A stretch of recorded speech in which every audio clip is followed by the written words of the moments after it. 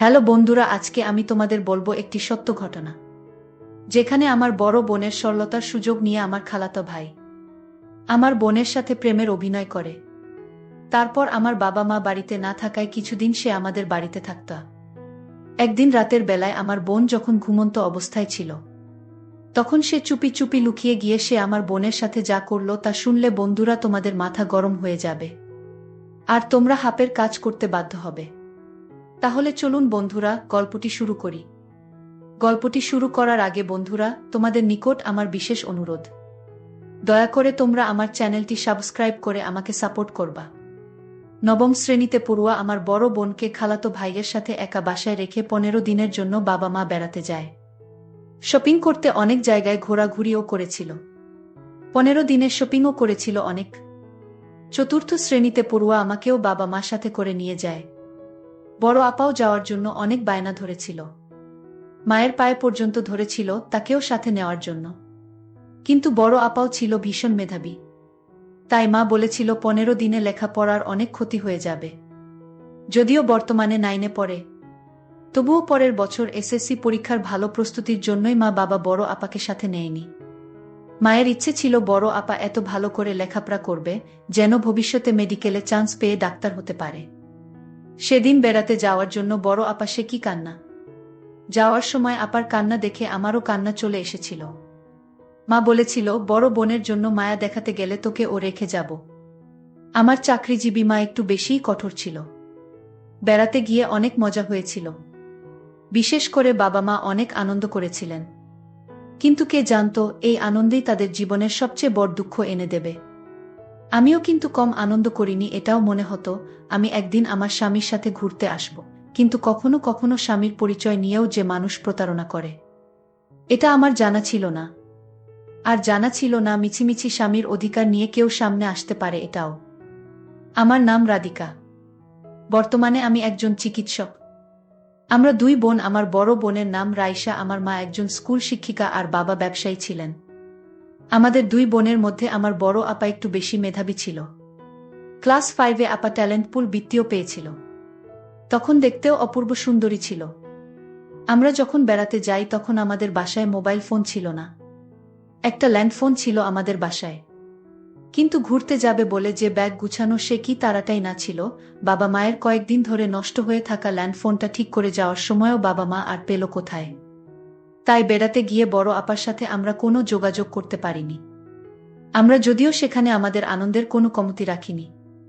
আর হ্যাঁ, বড় আপার জন্য কাপড় চোপড় কিনতে ও একদম ভুলে যায়নি। একজনের পরিচয় দিতে তো ভুলেই গেছি। উনি হচ্ছেন আমার খালাতো ভাই আরিফ মাহমুদ, যাকে আমার বাবা মা আমার বড় আপার সাথে একা বাসায় রেখে গিয়েছিল। উনি তখন অনার্স 3য় বর্ষের ছাত্র ছিলেন। এমন ভালো ছেলে দুনিয়াতে আর একটাও ছিল না। যদিও সেটা আমার বাবা মা খালাদের চোখে ছিল, কিন্তু আমার চোখে ছিল না। বাবা যদিও আমার দাদা দাদিকে বাসায় এনে রাখতে চেয়েছিলেন, কিন্তু 15 দিন তারা আমাদের বাসায় থাকলে দুজন লোকের বাড়তি খরচ চালাতে হবে, সাথে আবার ওষুধের খরচ লাগবে। মায়ের এসব যুক্তিতে বাবাও আর কথা বাড়ালো না। আরিফ ভাইয়াকেই আপার সাথে বাসায় রেখে গেল। 15 দিন ছুটি কাটিয়ে যেদিন বাড়ি ফিরে এলাম, সেদিন বাড়িতে ঢোকামাত্রই আমার খালাতো ভাই আরিফ সাহেব তার ব্যাগ নিয়ে আমাদের বাড়ি থেকে বের হয়ে যায়। এমনভাবেই রেডি হয়েই ছিলেন উনি, যেন আমরা ঘরে ঢুকলেই উনি বের হয়ে যেতে পারবেন। বেড়াতে গিয়ে উনার জন্য মা চকলেট, শার্ট কিনে এনেছিলেন। খালা খালুর জন্য কাপড় চোপড় কিনে এনেছিলেন। সেগুলো ওনাকে মা নিয়ে যেতে বলেছিলেন। কিন্তু ব্যাগ থেকে মায়ের সেগুলো খোলার সময়টুকুও পাননি। ওনার সামনে পরীক্ষা আছে বলে হনহন করে বেরিয়ে গেলেন। সত্যি কয়েক মাস পরে ওনার পরীক্ষাও ছিল। এদিকে অপাকেও খুব রোগা দেখাচ্ছিল। আপার মায়া হরিণীর মতো চোখের নিচে কিছুটা কালিও জমেছিল। আমরা ফিরে আসার পর থেকেই বড় আপা ছিল নিরুত্তাপ। কেমন যেন মনমরা হয়ে থাকত। বাবা মা বারবার মন খারাপের কারণ জিজ্ঞেস করা সত্ত্বেও বড় আপা কিছুই বলতো না। আমরা না থাকাকালীন রান্না করার জন্য বাসায় যে খালা আসতো তাকেও জিজ্ঞেস করা হলো, কিন্তু সেও কিছু বলতে পারল না। কিন্তু আপার চেহারা দেখে মনে হতো অনেক ঝড়-ঝাপটা বয়ে গিয়েছে আপার উপর দিয়ে। যাই হোক, বেড়াতে গিয়ে আনা ড্রেস, কসমেটিক্স, চকোলেট সহ অন্যান্য উপহারের প্রতি কোনো আগ্রহ ছিল না বড় আপার। ঘটনা ঘটল 2 মাস পর। হঠাৎ করেই বড় আপা দিনে 2-1 বার বমি করত। তখন বড় আপাকে ডাক্তার দেখানো হলো। ডাক্তার টেস্ট করার পর জানা গেল বড় আপার নাকি বাচ্চা হবে। বাবা মায়ের মাথায় যেন আকাশ ভেঙে পড়ল। মা বাবা আপাকে ঘটনা জিজ্ঞেস করতে করতে মুখে ফেনা তুলে ফেলেছে। বড় আপা কিছুই বলছে না, শুধু কান্নাই করছে। ওইদিকে বাচ্চাটাও বা নষ্ট করছে না। মায়ের চিন্তা হচ্ছে, যার বাচ্চা তার সাথে আপাকে বিয়ে দিয়ে দেবে। বড় আপাকে যখনই ঘটনা জিজ্ঞেস করা হয় সে তখনই প্রচণ্ড ভয়ে কান্না শুরু করে দেয়। বড় আপার কখনো বিয়ে বাচ্চা হওয়া এই বিষয়গুলো সম্পর্কে পরিষ্কার কোনো ধারণা ছিল না। এবার বাবা চেষ্টা করল বড় আপার কাছ থেকে ঘটনা জানতে। বাবা কিছুটা নরম হয়ে আবার ঘটনা জানতে চাইলে বড় আপা চিৎকার দিয়ে বলে উঠল, আমাকে না জানিয়ে তোমরা আমার বিয়ে দিয়েছিলে কেন? তোমরা তো বলেছিলে আমি লেখাপড়া করে ডাক্তার হব। সেখানে এত ছোট বেলায় বিয়ে দিয়ে কেন রেখে গেছ? এ কথা শুনে বাবা মার হাত পা যেন অবশ হয়ে যাচ্ছিল। বাবা মা জিজ্ঞেস করল, এমন মিথ্যা তোকে কে বলেছে যে তোকে আমরা বিয়ে দিয়েছি? বড় আপা বলে, সে মিথ্যা বলেনি, তার কাছে আমাদের বিয়ের কাগজ ছিল। আমি নিজের চোখে আমার বিয়ের কাগজ দেখেছি। এবার বাবা মা জিজ্ঞেস করে, আমরা যাওয়ার পরে কেউ কি তাকে জোর করে বিয়ে করেছে? সেই বিয়ের কাগজ বা কোথায়? আমাদের কাগজটা দেখা। বড় আপা বলল, না, তোমরা যাওয়ার পরে আমার বিয়ে হবে কেন? তোমরাই তো আমাকে বিয়ে দিয়ে এখানে রেখে গেছ, স্বামী স্ত্রীর সম্পর্ক করার জন্য। এবার বাবা মা আরো অবাক হয়ে যায়। বাবা মা জানতে চাইল, তোর বিয়ের কাগজ কোথায়? স্বামী পরিচয় নিয়ে এসে তোর সর্বনাশ কে করে গেছে? এবার আপা বলল, বিয়ের কাগজ তো আমার হাউসব্যান্ড নিয়ে গেছে, আর সর্বনাশ কেন বলছো? এটা তো বৈধ। তখন মা জিজ্ঞেস করল, এসব ঘটনা কখন হয়েছে? আরিফ তখন কোথায় ছিল? আরিফকে কিছু জানাস না কেন? তখন এসব ঘটনার কথা বড় আপা চিৎকার দিয়ে বলে ওঠে, আরিফ ভাইকে জানাবো মানে? মা কিছু না বুঝলেও বাবা ঘটনাটা কিছুটা ধরতে পেরেছে। বাবা জিজ্ঞেস করল, সে হাতি তোর সাথে কিছু করেছে? হ্যাঁ, তোমরাই তো আরিফ ভাইয়ের সাথে আমাকে বিয়ে দিয়ে রেখে গেছ, স্বামী স্ত্রীর সম্পর্ক করার জন্য। বাবা মা জিজ্ঞেস করল, এসব মিথ্যা কথা তোকে আরিফ বলেছে? আপা উত্তর দেয়, মিথ্যে কথা কেন হবে? আরিফ ভাইয়া আমাকে বিয়ের কাগজ দেখিয়েছে, আর আরিফ ভাইয়া এসব কথা তোমাদেরকে জানাতে নিষেধ করেছে। তাহলে নাকি উনি আত্মহত্যা করবেন? তাই আমি প্রথমে তোমাদেরকে কিছুই বলিনি। মা এবার কান্না করতে শুরু করল। মা বলল, আরিফদের সাথে তো কোনোভাবেই তোর বিয়ে বা শারীরিক সম্পর্ক বৈধ না, কারণ শিহাবের সাথে আমাদের একটা অন্য সম্পর্ক আছে। এটা তুইও জানিস, আরিফ ও জানে। তারপরেও বড় আপাকে মা আবারও জিজ্ঞেস করল, আমরা যাওয়ার পরে কি আরিফ তোকে বিয়ে করেছে? বড় আপা তখন রেগে গিয়ে বলল, আর কতবার বলবো, এক কথা বারবারই তো বলছি, যে তোমরা বিয়ে দিয়ে আরিফ ভাইয়ের সাথে আমাকে একা রেখে গেছো বাসর করার জন্য। এরপর আরিফ ভাইয়ের পরিবারকে ডেকে আনা হলো, সাথে দুই পক্ষের অন্যান্য আত্মীয় স্বজনকেও ডাকা হলো সেদিন। কিন্তু আরিফ ভাইয়া আসেনি, সে তার বাড়িতেই থেকেছে। খালা খালু তাকে ফোন করে জিজ্ঞেস করার পরে সে সব ঘটনা পুরো অস্বীকার করেছে। শুধু অস্বীকারই না, সে বলেছে কার সাথে এই সর্বনাশ করে এসেছে। এখন তাকে দোষ দেওয়া হয়। বিয়ের কাগজের কথা বললে সে বাবা মাকে বলেছে, তাহলে আপনার মেয়েকেই বলুন বিয়ের কাগজ দেখাতে।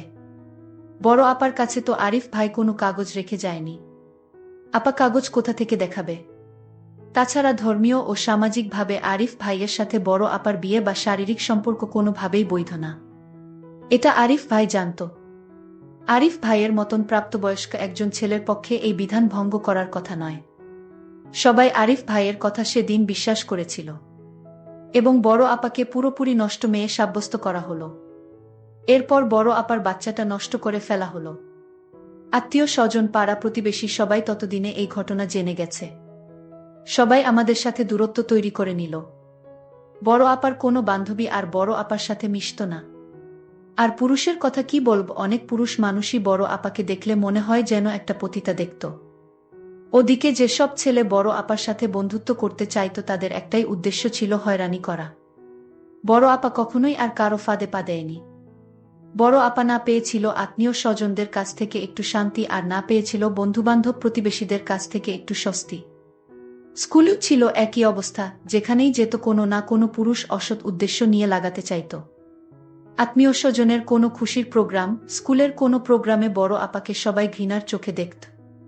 বড় আপাও খুশির প্রোগ্রামগুলো যথাসম্ভব এড়িয়ে চলত। আপার জীবন থেকে যেন সব খুশি বিদায় নিয়েছিল। সায়েন্স গ্রুপের বেশি বেশি প্রাইভেট পড়তে হতো। প্র্যাকটিক্যাল ক্লাস করতে হয় বলে ঘরের বাইরেও একটু বেশিই থাকতে হয়। বাবা কিছুটা বুদ্ধি করে বড় আপাকে ইন্টারমিডিয়েটে আর্টস গ্রুপে ভর্তি করিয়ে দেয়। প্রতিনিয়ত মানুষের দেওয়া যন্ত্রণা থেকে মুক্তি দেওয়ার জন্য বিভাগীয় শহরের সরকারি মহিলা কলেজে আপাকে ভর্তি করিয়ে দেয়। বাবা আপাকে মহিলা কলেজের আবাসিক হলে উঠিয়ে দিল। এবার বুঝিয়ে আবার একটু শান্তি হবে। কিন্তু না, ক্লাস 5-এ ট্যালেন্ট পুলে বৃত্তি পেয়ে আপা যে হয়ে গিয়েছিল এলাকার নামকরা স্টুডেন্ট, পাশাপাশি চেহারাও ছিল নাটোরের বনলতা সেনের মতো। পরবর্তীতে নষ্টা ধর্ষিতা মেয়ে হিসেবে তাকে কি আর মানুষের চিনতে ভুল হয়? সেই মহিলা কলেজ এবং কলেজের আবাসিক হলেও তো আমাদের এলাকার মেয়েরা ছিল। তারা আমাকে চিনতে ভুল করল না। তাদের মাধ্যমে এক কান দু কান করে ঘটনা অনেকেই জেনে গেল। আবার শান্তি পেল কই?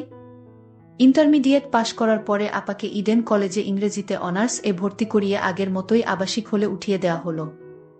এবার তো আমাদের বিভাগ থেকে অনেক দূরের শহরে পাঠিয়ে দেওয়া হলো। কলেজে ক্লাস করে একরকম ভালোই চলছিল, আবার কিন্তু কথায় আছে না, অভাগা যেদিকে যায় সাগর শুকিয়ে যায়। অনার্স ফার্স্ট ইয়ারটা ভালো গেলেও সেকেন্ড ইয়ারের শুরুতেই আমাদের এলাকার মেয়েরা আমাকে আবিষ্কার করে ফেলে এবং কেউ কেউ আবাসিক হলের মেয়েদের কেউ বড় আপার ধর্ষিতা হওয়ার ঘটনাটা জানিয়ে দেয়। সেই ঘটনা হাঁটি হাঁটি পা পা করে ইংরেজি ডিপার্টমেন্টের সেকেন্ড ইয়ারের কোনো কোনো মেয়ের কানেও চলে যায়। আবারও সেই যন্ত্রণায় আপার সঙ্গী হয়ে রইল। এরপরে জেলা শহরের ঠিকানা দিয়ে বড় আপার প্রাইমারি নিয়োগ পরীক্ষায় অংশগ্রহণ করে। বড় আপার চাকরিও হয়। বড় আপা কোথায় চাকরি করে সেটা এলাকার কাউকে জানানো হয় না। উপজেলা থেকে আমাদের জেলা শহরের দূরত্ব 22 কিলোমিটার হলে হবে কি, বড় আপার অতীত জীবন তার স্কুলে যেতে 22 মাসও সময় নিল না। সেই ভয়ঙ্কর অতীত কিভাবে কিভাবে যেন স্কুলে গিয়েও হাজির হল। বিষাক্ত ঘটনার দুঃসহ অতীত যে কিছুতেই আপাকে মুক্ত করল না। আরিফ সাহেবের কথা বলতে তো ভুলেই যাচ্ছি আমরা। চলে যাওয়ার দিন বন্ধুর ফোন ফ্যাক্সের দোকান থেকে টাইপ করে একটা মিথ্যা ম্যারেজ পেপার তৈরি করে এনে বড় আপাকে দেখিয়েছিল। আরিফ ম্যারেজ সার্টিফিকেট লিখে দুজনের নাম পরিচয় দেওয়া সাধারণ একটা কাগজ ছিল। সেটা নবম শ্রেণীতে পড়ুয়া আমার আপা সেদিন এর আগে কখনোই ম্যারেজ পেপার দেখেনি। ম্যারেজ পেপারটা যে ভুল ছিল সেটা আপা না বুঝলেও এটা কিন্তু আপা ঠিকই বুঝেছিল যে শিহাবের সাথে আপার কোনো বৈধ সম্পর্ক কোনোভাবেই হওয়ার নয়। কিন্তু সেদিন আরিফ যে সব বিধিবিধান নিয়ে আপাকে মিথ্যা ব্যাখ্যা দিয়েছিল একা বাসায় দিনের পর দিন, আপাও ছিল নিরুপায়। উল্টে ভয় দেখিয়েছিল আরিফ। শিহাবের জীবনেও অনেক বড় একটা ঘটনা ঘটে গেছে ইতিমধ্যে। সেদিন আরিফ ঘটনা অস্বীকার করার পরেও আমার বাবা মা মামলা করতে চেয়েছিল, কিন্তু বাধা হয়ে এসেছিল শিহাবের মা বাবা। তারা আমার বাবা মাকে রীতিমতো ভয় দেখিয়ে মামলা থেকে বিরত রেখেছিল। আমার নানা বাড়ির মানুষ ও একমাত্র নাতি সিহাব এ ব্যাপারে নিরপেক্ষ ছিল। বাবা মা সেদিন ছেড়ে দিলেও সৃষ্টিকর্তা কিন্তু ছেড়ে দেয়নি। ঠিক 2 বছর পরে আরিফ প্রেম করে ফুফাতো বোনকে বিয়ে করে। বিয়ের 7 মাস পরে স্ত্রী বাচ্চা হবে এমতাবস্থায় অনার্স প্রথম বর্ষের পড়ুয়া চাচাতো বোনকে আরিফ নষ্ট করে। এবার চাচা ফুফু দুজনেই শিহাবের বিরুদ্ধে চলে যায়। তাদের করা ধর্ষণের মামলায় শিহাবের জেল হয়। অথচ এরাই একদিন আরিফকে নির্দোষ দাবি করে বড় আপাকে নষ্টা উপাধি দিয়ে নাক সিটকে চলে গিয়েছিল। আমার একটা প্রশ্ন আছে, এখানে মানুষ কেন ধর্ষকের পক্ষ নিয়ে বলুন তো? নিজের মা বোন মেয়েকে ধর্ষিতা বানানোর জন্য?